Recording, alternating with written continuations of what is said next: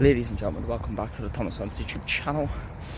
I said I'd try and keep this up as much as I can. Now this is only the second time I'm doing this, but here we are. It is now Friday, and I finally finished watching NXT.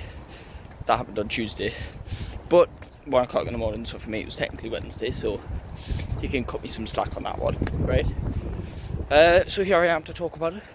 Talk about what I think was good, what I think was bad, and my overall thoughts of the show, and just talk about wrestling as I do, you know. It's the one thing I've grew up with that I know without having to study, because it's just me. So anyway, let's get into it. Kicked off the show with the Women's United States Champion Chelsea Green from SmackDown coming down to NXT to face off against Sol Ruka for the for the Women's United States Championship. This is all off the back of, I think it was last week or the week before, Sol Ruka and Zarya beat Chelsea Green and Piper Niven in a tag team match. So now Sol Ruka has this match. Now it was obvious from the start, the fact that the belt was on the line, that Chelsea Green was going to retain, because obviously they wouldn't give an NXT superstar a main roster mid-card title. But that's fine, you know, as long as it's a good match, which again was always debatable. Not because of Sol Ruka. Although Sol Ruka's still training, she's still becoming a main superstar, and she could do with a bit more development. She's got great moves. Her finisher is one of the best finishers I've seen in years. I love when finishers are original. You know, even if it's like piggybacking off another move, you know, like it is a cutter. But how many people use ordinary cutters? She's using off the rope, front flip, but backwards into a cutter. So very creative. Nothing Chelsea Green does, like, it's really original. And to be honest, I don't think I could name any Chelsea Green moves. You know, I think I could literally name our finisher, the Unpretty Her, which, first of all, is not an original move. Second of all, it's not even an original name. You know, the move Kill Switch was used by Christian, and then Tyler Breeze used it and called it the Unprettier, and she's called it the Unpretty Her. So a bit of a twist on it, clever twist on it, but yeah, not original anyway. So I didn't expect nothing good from Chelsea Green. When Chelsea Green's in the ring, you expect more comedy and, you know, storytelling. But it is what it is. Match was alright to watch, to be fair. Chelsea Green retained, you know, as, like, you know, not surprised. But I'm glad Alba Fire's now part of, you know, the Secret Service alongside Piper Niven defending Chelsea Green, because they've just sacked Isla Dawn and not sacked Alba Fire, so at least they're doing something with her, you know, where she's in a faction. She won't have to rely on their own, because you know what happens when superstars have to rely on their own, like Beaver, Meechin, Zelina Vega, Alexa Bliss. They all get pushed aside. So if she's in part of a faction, even if she's not in a match or winning belts or winning, she's doing something on screen, she's doing something with her career. That at least means something, so that was good to see. We then saw Hank and Tank versus, what's he called? Was it Josh Briggs or something like that? And his tag team partner, I forget his name, it's a very hard name to be fair. Just an ordinary tag match, you know. We're trying to gain credibility in the tag team scene. One is an actual looking tag team with a catchy name, one is two solo wrestlers put together trying to build themselves as a tag team, as they did, because they won the match. Solid match, what can you say? You know what it is. I think NXT needs a stronger tag team division anyway. They've not got enough tag teams that are notable to be tag team champions, which I think is why Fraxium have held the belts for so long. Like, I've not watched NXT that long recently, you know, because I've always struggled with watching NXT. The only times I really watched NXT, like frequently week by week, was when the Undisputed Era was around, and then I stopped kind of watching once they left and NXT 2.0 became a thing, and I watched that for a few weeks while Tommaso Ciampa was in his last days in NXT and he lost the belt to Bron Breakker. Stopped watching that after about a couple of weeks, and then haven't watched it since, until it got this new branding and Carmelo Hayes moved up the main roster, and I started catching up with it again. Once it's been on Netflix, I've been able to watch it weekly. So since I've been watching, obviously Fraxium have been the champions the whole time, and I've not seen a notable tag team to take the belts away from Fraxium, you know, which is why it was exciting when the Hardy Boys came in. because they were a more exciting tag team than Faction. So that's my thoughts on that, really. We did then have the D'Angelo family against the Culling, is it? Yeah. You know, the Culling ran by Sean Spears, and the D'Angelo family ran by Tony D'Angelo, obviously. Sean Spears obviously didn't cheat, but he was up against Tony D'Angelo for the North American Championship in his steel cage. What's her face from the D'Angelo family? She turned her back on D'Angelo family, helping Sean Spears win the title, becoming a member of the Cullen, really. So it kind of makes it even. You know, they've got the main guy, Sean Spears, Tony D'Angelo. Then they've got the two other guys as the tag team, and then they've got a woman on their team. So it made for the perfect 6-person tag team match without Tony D'Angelo and Sean Spears getting involved. Banger match, to be honest. The story's quite interesting. So I don't think it's quite over yet, but I think it's going to start taking a diversion, because the Culling won the match after, you know, Tony D'Angelo had to stay in the back and he got attacked by those masked men. I think maybe it will get a Tony D'Angelo Sean Spears rematch, where obviously Sean Spears keeps the belt and the Culling move on, because we're seeing the Culling giving a bit of a thing to Ricky Saynes, so I'm thinking maybe it's stand and deliver. We'll have a Ricky Saynes Sean Spears for the North American Championship. Whereas the D'Angelo family, I think they're going to try and deal with these masked men. They're not going to have much success, really. That's not going to be a long thing, because the masked men are going after everyone. I think it's going to be either the D'Angelo family turn their back on Stacks, or Stacks turns his back on the D'Angelo family. Either way, it stands and deliver. I think we get Tony D'Angelo versus Stacks. I think that's going to be the next story that develops. As we move on from the Culling was just a way to get the North American title away from Tony D'Angelo, and to kind of help progress the story of the D'Angelo family. So match was pretty fun. Actually, match was probably the best match of the night. That was a banging match. And I love how NXT matches, they last less than 10 minutes, and they're hard hitting, they're fast paced. I love that, you know. But that doesn't mean with all matches we should get rid of chain wrestling. I'd love to see proper chain wrestling on the main roster and stuff like that, you know. Anyway, we then, I can't remember if I had another woman to, we did, we had JC Jane versus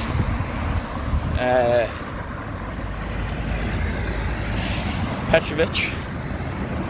JC Jane with the win after Petrovic got distracted by her partner, a friend, Ashanti the Adonis. Tried to give her a chair to try and teach her to be ruthless. She gave up on the chair. She said, nah, screw the chair. JC Jane then got the win. Basically, Fatal Influence is trying to build their name. And upon Fatal Influence, we have, forgive me if I'm being slow here, I'm really trying to learn NXT names. We have, what's that face? In Fatal Influence, we have Fallon Henley, who was the former NXT North American champion, who obviously got about taken off by Stephanie Vaquer, and she's been chasing down Ava the whole time, trying to get a rematch. So that's what they're trying to build to next week, and I like the way they've built it. Let me get into it. So basically, Stephanie Vaquer came out to do a promo after she beat Julia to become the first ever women's double champ of the Women's NXT Championship and the Women's North American Championship. And Jordan Grace came out, obviously the newest biggest star in the NXT roster. She beat Roxanne Perez at Roadblock. She seems like the right next challenger for the belt. However, as Jordan Grace was cut the promo, thanks. Jada Parker, came out, attacked Jordan Grace to shut her up, and she claimed her shot for the NXT Women's Championship after she beat Kalani Jordan. She's been putting in the grind on the NXT roster, and I think it's fair. I think they do Stephanie Vaquer versus Jada Parker first. Jada Parker's earned the shot, so that's going to happen next week. But at the same time, Fallon Henley also wants a shot at the NXT North American Championship on the same day. Stephanie Vaquer agreed. I like both those things because A, it means they're not defending the NXT Women's Championship and North American Championship as one belt and potentially unifying them. I hate that. If she's got two belts, defend twice is what I agree with. So I like the way they've done that. But it also means it's just building Stephanie Vaquer as a star. She can beat 2 in one night, really. It's simple as that. So obviously I don't think she's losing any of them.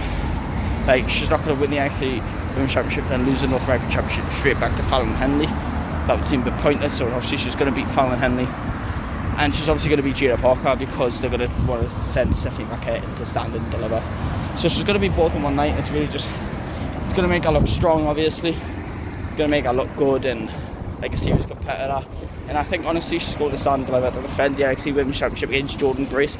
Whether she does double duty at stand and deliver and defends the North American Championship against someone else, I don't know. Or whether she defends both belts against Jordan Grace, or she only defends the NXT Women's Championship at stand and deliver.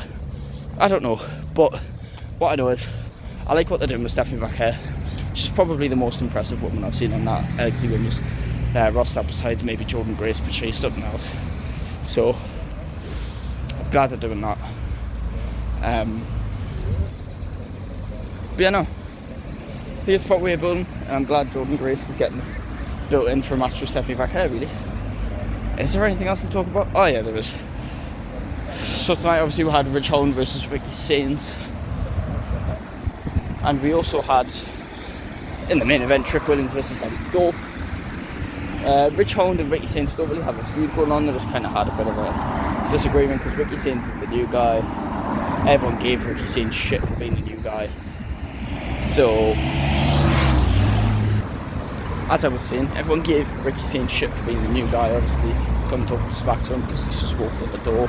So they set up a match with Ridge Holland to kind of build him, and Eddie Thorpe and Trick Williams have been having a feud going on and trying to end it. Eddie Thorpe and Ridge Holland were having a thing saying, you know, they're sports entertainers, kind of saying they're real fighters, they deserve opportunities more than Trick and Ricky Sainz, and they don't have them because Trick and Ricky Sainz are the bigger names, which is a fair point. Would I see Ridge Holland is better in the ring than Ricky Sainz? I don't know. Same could be said about Eddie Thorpe and Trick Williams, obviously, but that's what they're building in the feud. I don't mind it really, because it's bringing a sense of realism to NXT and to WWE, really. So I like the fact that they're addressing the elephant in the room, you know, saying, you know, we're actual wrestlers, we're actual fighters, they're sports entertainers. And then isn't it funny that night the two sports entertainers won? Ricky Sainz beat Ridge Holland in a match, obviously just building the stardom up there, and then he had a bit of a thing with the culling, as we know. So I think that's probably where he's going next. He's probably taking on Schultz as it stand deliver. And then Trick Williams, Eddie Thorpe in the main event, NXT Underground.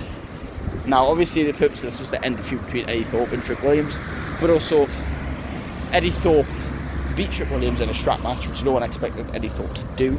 So in order to not make Trick Williams look shit and kind of keep their big star, that had Trick Williams beat Eddie Thorpe NXT Underground, something that is Eddie Thorpe's domain, and that Eddie Thorpe's favourite to win, as Eddie Thorpe was undefeated in NXT Underground.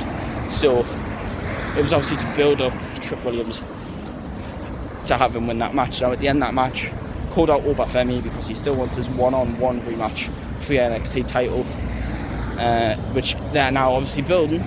But then when he brought Obafemi out, so did Javon Evans.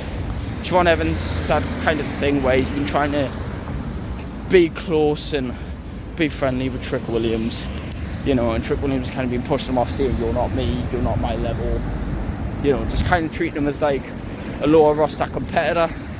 And Trick Williams obviously had enough this time. He put himself in the picture there with Obafemi and Trick Williams. Big fight broke up between the three as the four masked men came out and caused chaos. The whole NXT roster was in the ring, separating people, getting punched up. And I like how the four men sort of caused chaos, but I like how it's just one big battle leading up to Stand and Deliver. It makes a lot of sense, really. So yeah, as I said, like, it's one big battle leading up to Stand and Deliver. And I think probably at Stand and Deliver, we're probably going to get the triple threat match of Obafemi, Trick Williams and Javon Evans. Because Javon Evans entered himself in that picture by hitting the cutter on Obafemi and just kind of showing Trick Williams I am about it. You think I'm some lower talent, but I'm not. Like, look what I can do to the man who beat you. And he took out Obafemi. So I think it's going to also be more interesting to have that triple threat match than just Trick Williams and Obafemi. So that's why I think they're going for that one. I'm excited to see how the feud builds though. So I'm excited for next week because we've got 2 title defences from Stephanie Vaquer, and we have Javon Evans versus Lexis King. I'm not sure if it's for the Heritage Cup or not, because you know, it is just a match. It's after they had a bit of an altercation backstage after Lexis King made fun of Javon Evans because of the way Trick Williams was treating him, and Javon Evans just punched him straight in the face. I like that they did that. They didn't do the little petty grabbing each other's hair and fake punches like Javon Evans actually punched him in the face. Again, brings that sense of realism, which I like, because it helps the viewer feel like they're watching an actual fight show. So I like that they did that, really. So yeah, credit to WWE because NXT is doing bits. Credit to Shawn Michaels, really. You know, Triple H did his thing in NXT. He obviously made it what it was, but he needed something fresh. Taking over NXT for so many years, so that's why I wasn't doing so good with 2.0. So when Triple H moved up the main roster, I gave the main roster a fresh look. Shawn Michaels gave NXT the fresh look. So that's my views on NXT. And yeah, thanks so much for watching. Please like and subscribe. I will hopefully see you tomorrow for SmackDown review, because SmackDown is on tonight at 7 o'clock UK time, so I can watch it as it happens, because it's in Italy, so it's in Europe, our time zone basically. Just I think they're a little bit ahead, but I love that. It means I don't have to wait till tomorrow to watch it. I'm not staying up to watch it because it's only SmackDown. So I'll be watching SmackDown live tonight, and then next week for SmackDown March 28th, it's in London, and I will be there across the country, travelling across my country to be there for SmackDown. Going to be wearing my John Cena and my Kevin Owens shirt. No doubt John Cena won't be there, and I'm praying Kevin Owens will. Thanks so much for watching. Please like, subscribe. I'll see you in the next one. Goodbye.